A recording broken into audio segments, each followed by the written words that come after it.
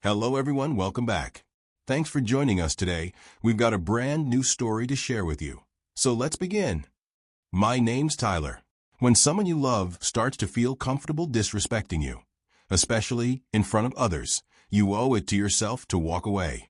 I was engaged to a woman I thought I will be spending the rest of my life with, but somewhere along the way, she developed the habit of mocking me in front of others that I couldn't ignore. And every time I told her it bothered me, she brushed it off. It's just a joke, Tyler. Don't be so serious. It became a pattern, and I made a decision, one she never saw coming. For 3 years, Julie and I were dating. Our relationship wasn't perfect, but I figured no one's really is. We had good times and plenty of laughs, but we also had our share of arguments and misunderstandings. Still, I chalked it up to growing pains. I believed love was about working through those rough patches, not running from them.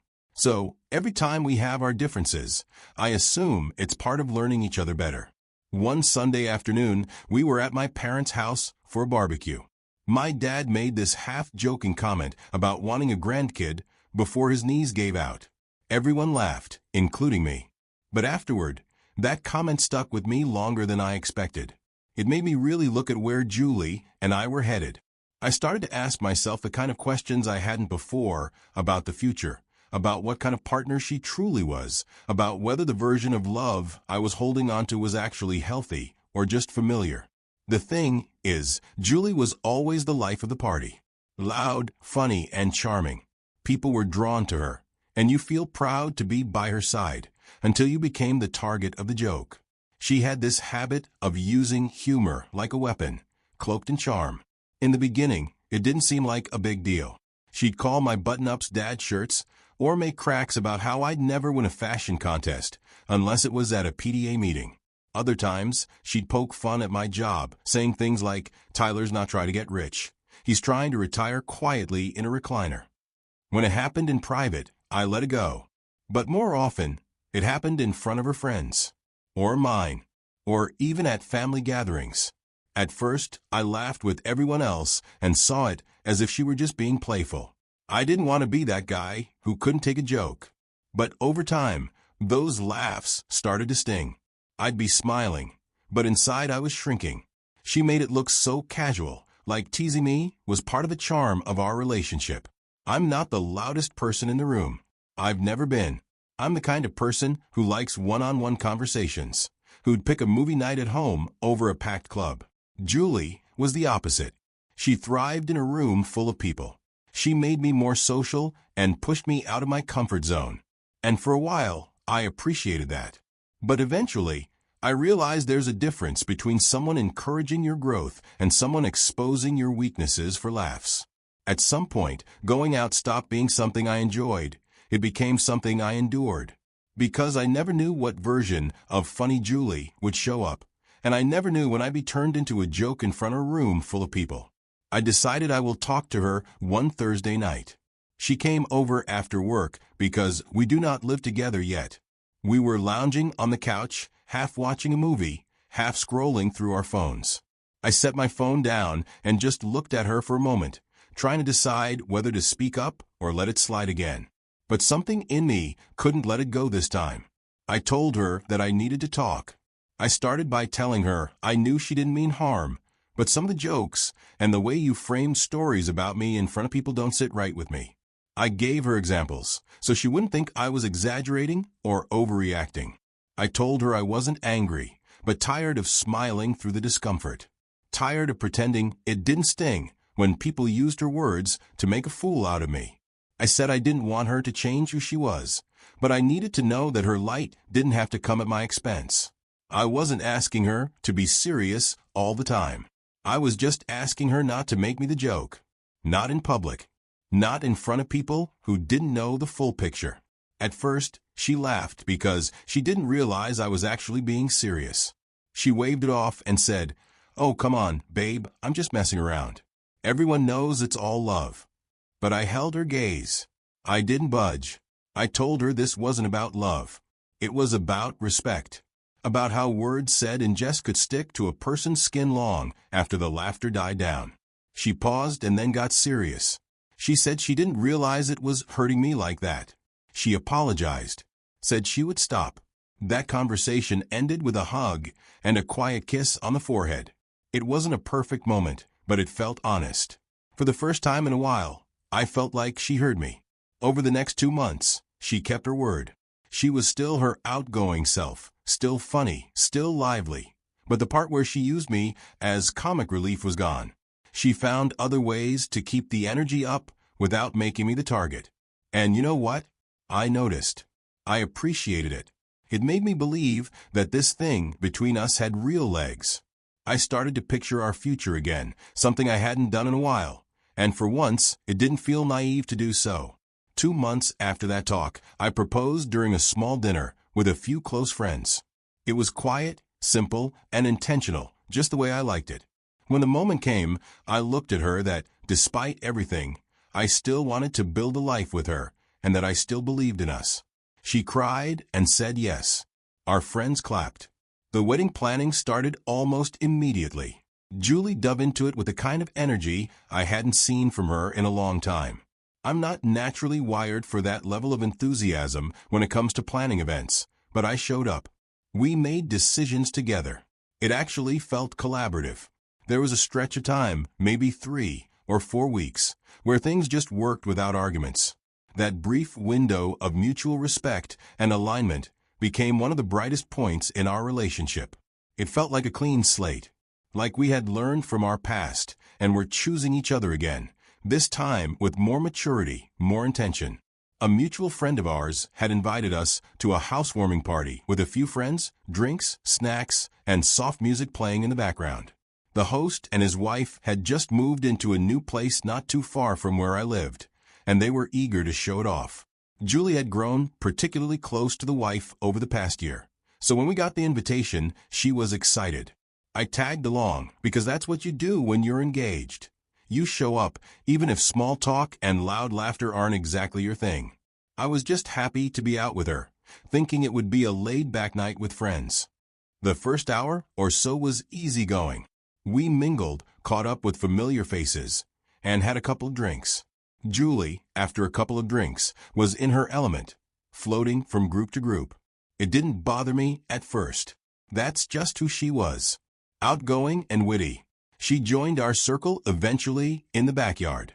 I felt her hand on my back, and when the conversation about how people have allergies to food came up, she slipped right into the conversation like she owned it. Then she started telling a story. "Oh, you guys haven't heard about our first trip together? It was a disaster. Poor Tyler couldn't handle the food." I smiled because I figured she'd share the part about how we ended up staying in the hotel for most of it, ordering room service, watching movies, just resting. It was supposed to be a sweet memory, actually. But that's not the version she told. She went on about how I got food poisoning from a street vendor's taco and ended up, in her words, crying on the bathroom floor like a toddler. I felt my smile freeze on my face. She mimicked me, saying things I never actually said. "Julie, please rub my back, it hurts," she whined, dragging out the vowels. Everyone around us laughed. At first, I tried to laugh along. I didn't want to seem uptight. But then she kept going, added more dramatic flair, fake crying, waving her hands, saying how she had to play nursemaid to a grown man who can't handle spicy food. The worst part? She didn't look at me once. She was so wrapped up in getting a reaction from everyone else. She didn't notice mine. I felt like I was shrinking in that spot. Then she said something that broke me inside. That's when I realized I might be marrying a man who can't handle spicy food, responsibility, or himself. Pray for me, y'all. Everyone laughed louder this time, and I just stood there, locked in place. It didn't even feel like embarrassment anymore. It felt like betrayal. I wasn't just the punchline of a harmless story. I was the butt of a joke she kept stretching to humiliate me, and she loved every second of it. After the laughter died down and people moved on to other topics, I quietly asked Julie if we could talk for a second. We stepped into the hallway, and I told her that what she did back there hurt, that she twisted something personal, something that was already a miserable memory for me, into something cruel. I told her I felt humiliated.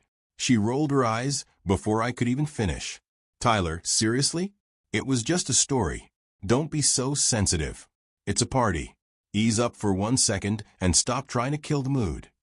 I remember just staring at her, not because of what she said, but because of how quickly she dismissed me.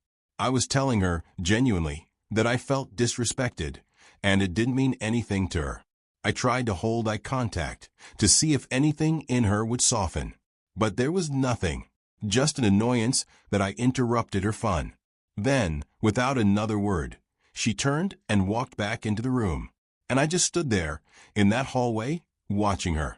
I walked out of that house without even saying goodbye to anyone. I didn't even look back. I walked straight to my car, started the engine, and drove. I was on autopilot. The whole way back, my mind kept replaying everything.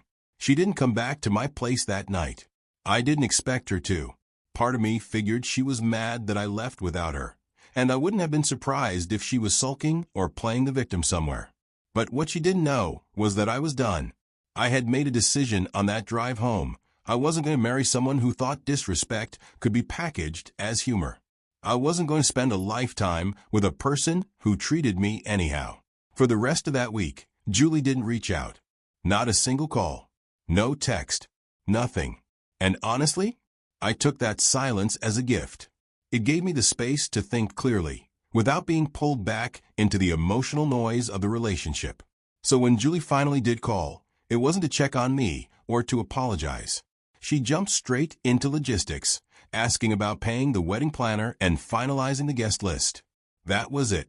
No acknowledgement of what went down at the party or mention of the fact that she'd embarrassed me in front of our friends and then disappeared for a full week. And that was when I was sure, without a doubt, that I couldn't keep moving forward with her. I waited for her to finish, then calmly said, "I think we're done here. The wedding, the relationship, all of it. You clearly don't respect me, and I won't marry someone who thinks mocking me is a form of love." There was a long pause on the other end. I guess she was calculating how to spin it. After some seconds, she said, "Babe, it was just a joke." I cut her off mid-sentence. "I've been the joke long enough," I said, then hung up. Julie didn't take it well. A few hours later, she sent a text. She accused me of overreacting. She said I ghosted her for a week, and she hadn't broken things off, so why was I making it such a big deal now? I didn't reply. So she sent another message, more defensive this time, saying I knew who she was when I proposed, and that I couldn't expect her to change overnight. That was when I sent his only response, "Please return the ring." From there, I got to work. I called my family and let them know the wedding was off. I canceled the venue and accepted the hit on the non-refundable deposit. I called the photographer, the caterer, and even the travel agent they'd booked their honeymoon through. Every call hurt a little, but it was necessary to make. Looking at everything, I spent a long time thinking that being the chill guy meant being the strong one. The guy who doesn't overreact. The guy who laughs along when he's made the butt of the joke. I told myself, it's no big deal. I convinced myself that real relationships require patience, that letting little things slide was just part of the package. Now I see how that mindset slowly chipped away at me. Every time Julie made one of those little jokes at my expense, I'd smile it off. I'd bury the sting deep, thinking it wasn't worth starting an argument over. But the truth is, each one of those moments was a small cut. And over time, those cuts started to bleed. I gave 3 years to that relationship. It's not easy to walk away from something like that. And it wasn't a decision I made lightly. But in that moment, sitting at that party, listening to Julie turn my vulnerability into a performance for laughs, it was clear. If I let this slide, I'm setting the tone for the rest of my life.